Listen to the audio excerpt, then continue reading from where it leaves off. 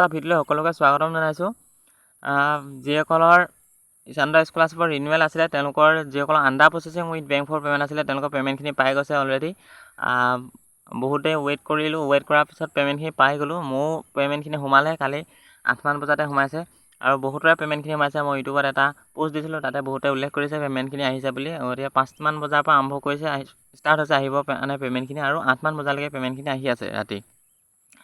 গতিকে যিসকল under processing with bank for payment আছিলে তেওঁলোকৰ মই লাষ্ট যিটো ভিডিঅ' আছিলে তাতে উল্লেখ কৰিছিলোঁ যে 24ৰ পৰা 48 ঘণ্টাৰ ভিতৰতে তেওঁলোকৰ যিখিনি পে'মেণ্ট হয় সেইখিনি আহি যায়। সাধাৰণতে আহি গ'ল, সকলোৱে আহিছে under processing with bank for payment থকা। গতিকে সকলোৱে যিহেতু এইখিনি পাই গ'ল। বৰ্তমান আছে 25 সকল আৰু ইনভেলিড পোষ্ট অফিচ ব্ৰাঞ্চ এনেকুৱা ধৰণৰ যিসকলে পে'মেণ্ট পোৱা নাই।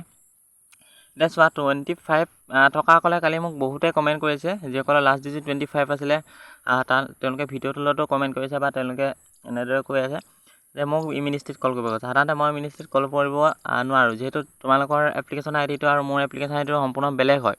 তাতে তোমালোকৰ এপ্লিকেশ্যন আইডিটো সুধিব পাৰে বা নাম সুধিব বা বেলেগ বেলেগ ডিটেইলছ যদি সুধি দিয়ে ডেট অফ বাৰ্থ, তেতিয়াতো মই ক'ব নোৱাৰিম। আৰু মোৰ যিটো এপ্লিকেশ্যন আইডিটো মোৰ তাত ঠিকে থাকিব, তেতিয়া সেই কাৰণে চবৰে ডিটেইলছখিনি যিহেতু বেলেগ বেলেগ হয় সেইকাৰণে মই মিনিষ্ট্ৰীত কল কৰিব পৰা নাই। সেইকাৰণে তোমালোকক কৈ আছোঁ যে তোমালোকে নিজে নিজে কল কৰা, মিনিষ্ট্ৰীত তোমালোকৰ যিটো সমস্যা আছে সমস্যাটো ভালদৰে তেওঁলোকক বুজাই দিয়া। আৰু মোৰ এজন বন্ধু আছিলে, তেওঁ তাতে কালি মিনিষ্ট্ৰীক ফোন কৰিছে। তেওঁ মানে 25 পাইছে, লাষ্ট যিটো 25 হয় লাষ্ট ডিজিটটো টকেন নাম্বাৰ। গতিকে তেওঁ কালি মিনিষ্ট্ৰীক বহুবাৰ তেওঁ চেষ্টা কৰাৰ পিছত মিনিষ্ট্ৰীক কল কৰিব পাৰিলে। আৰু মিনিষ্ট্ৰীক কল কৰাৰ পিছত মই তেওঁ সুধিছিলোঁ কি ক'লে। চ' তেওঁ যিখিনি কথা ক'লে মই তোমালোকক তাৰ ওপৰত ভিত্তি কৰি কথাটো কৈ দিছোঁ। যিসকলৰ 25 পাইছে, যিহেতু মোক বহুতে ৰিকুৱেষ্ট কৰি আছে যে 25ৰ ওপৰত কিবা এটা ক'ব লাগে, সেইকাৰণে মই ভিডিঅ'টোৰ মাধ্যমত তোমালোকক কৈ দিছোঁ। গতিকে ভালদৰে শুনি লোৱা কি কৈছিলে। তেখেতে সাধাৰণতে যেতিয়া মিনিষ্ট্ৰীক কল কৰিছে ন, মিনিষ্ট্ৰীক কল কৰাৰ পিছত তেওঁ সুধিছিলে যে পে'মেণ্টখিনি তেওঁলোকৰ কেতিয়া আহিব বুলি কৈছিলে, আৰু 25ৰ যিখিনি পে'মেণ্ট হয় তোমালোকৰ কেতিয়া পাব বুলি উল্লেখ কৰিছিলে। তেতিয়া তেওঁ কৈছে, মিনিষ্ট্ৰীয়ে তেওঁ উল্লেখ কৰিছে যে ছেপ্টেম্বৰৰ ফাৰ্ষ্ট উইকৰ ভিতৰত তোমালোকৰ যিখিনি ডিজিটেলি চাইন হয়, বৰ্তমান তোমালোকৰ যিহেতু ডিজিটেলি চাইন হ'বলৈ বাকী আছে, গতিকে ডিজিটেলি চাইনটো ছেপ্টেম্বৰৰ ফাৰ্ষ্ট উইকৰ ভিতৰত তোমালোকৰ হ'ব বুলি উল্লেখ কৰিছে। গতিকে তোমালোকে ছেপ্টেম্বৰ ফাৰ্ষ্ট উইকলৈকে ৱেইট কৰা। ছেপ্টেম্বৰ ফাৰ্ষ্ট উইকৰ ভিতৰত যদি ডিজিটেলি তোমালোকৰ চাইন হৈ যায়, তাৰপিছত কি হ'ব, under processing with bank for payment হ'ব। যেনেদৰে আমাৰ আছিলে অলপ কালি পৰহি, তেনেদৰে থকাৰ পিছত under processing with bank for payment থকাৰ পিছতে তোমালোকৰ 24ৰ পৰা 48 ঘণ্টাৰ ভিতৰতে যিখিনি পে'মেণ্ট হয় তোমালোকৰ একাউণ্টছত ক্ৰেডিট হৈ যায়। যিহেতু মই আগৰ যিটো ভিডিঅ' আছিলে তাতে উল্লেখ কৰিছিলোঁ যে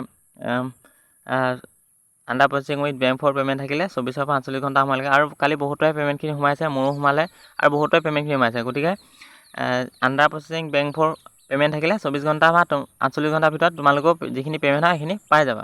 এতিয়া মেইন কামটো হ'ল তোমালোকৰ এই ছেপ্টেম্বৰ মাহৰ ভিতৰতে যিহেতু কৈছে যে যিটো ডিজিটেলি চাইন হয় ন, মিনিষ্ট্ৰীয়ে সেই ডিজিটেলি চাইনটো কৰিব বুলি উল্লেখ কৰিছে। গতিকে এইকেইদিন ৱেইট কৰা, তোমালোকৰ নিজৰ নিজৰ ষ্টেটাছবোৰ চাই থাকিবা, গম পাবা তেতিয়া কি হৈছে কি নাই হোৱা।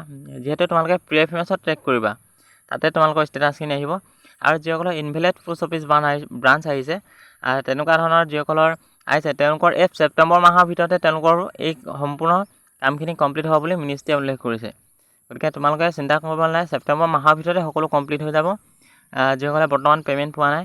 আৰু তোমালোকক এটা কথা মই উল্লেখ কৰিছোঁ যে PFMS-ত ট্ৰেক কৰিবলৈ চেষ্টা কৰিবা, কাৰণ এই বৰ্তমান NSPত তোমালোকৰ যেতিয়া PFMS-লৈ পঠিয়াই দিয়ে ন, তাত NSPত চাই লাভ নাই। NSPত এতিয়া মোৰ ষ্টেটাছটো NA হৈ আছে, কিন্তু মোৰ পে'মেণ্ট কালি সোমাই গ'ল। কিন্তু যিটো NSPত আমি ট্ৰেক কৰোঁ ন ষ্টেটাছ, তাতে মোৰ এতিয়ালৈকে NA হৈ আছে, কিন্তু মোৰ ফাইনেলি কালি পে'মেণ্ট আহি গ'ল। গতিকে PFMS আমি চেক কৰিব লাগিব এইবোৰ কথা।